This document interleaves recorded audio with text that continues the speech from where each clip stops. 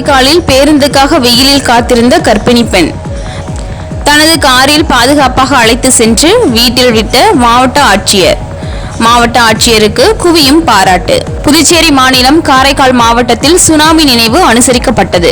இதனை முன்னிட்டு காரைக்காலை அடுத்த பட்டினச்சேரி மீனவ கிராமத்தில் சுனாமி நினைவேந்தல் நிகழ்ச்சி நடத்தப்பட்டது. நிகழ்ச்சியில் கலந்து கொள்வதற்காக காரைக்கால் மாவட்ட ஆட்சியர் மணிகண்டன் தனது காரில் திருப்பட்டினம் நோக்கி சென்று கொண்டிருந்தார். அப்போது காரைக்காலில் இருந்து நாகை செல்லும் சாலையில் MOCH பேருந்து நிறுத்தம் அருகே மாவட்ட ஆட்சியர் மணிகண்டன் சென்றபோது கடும் வெயிலில் நிறைமாத கர்ப்பிணி ஒருவர் பேருந்துக்காக காத்திருப்பதை கண்டார். இதில் கர்ப்பிணி நிரவி அடுத்த நடுக்காலாம்பேட் பகுதியைச் சேர்ந்த நவேதா மேரி என்றும் காரைக்கால் அரசு மருத்துவமனையில் வழக்கம் போல் மருத்துவ பரிசோதனை செய்துவிட்டு பேருந்திற்காக காத்திருப்பதாகவும் மாவட்ட ஆட்சியரிடம் தெரிவித்தார்.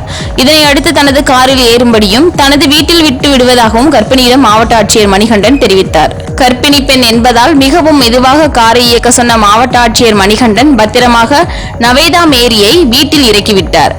இதனால் மாவட்ட ஆட்சியருக்கு பாராட்டுகள் குவிந்து வருகிறது. தினமுல்லை செய்திகளுக்காக புதுச்சேரி மாநில செய்தியாளர் சக்திவேல். செய்திகளை உடனுக்குடன் தெரிந்து கொள்ள தினமுல்லை நியூஸ் தமிழ் சேனலை சப்ஸ்கிரைப் பண்ணுங்க.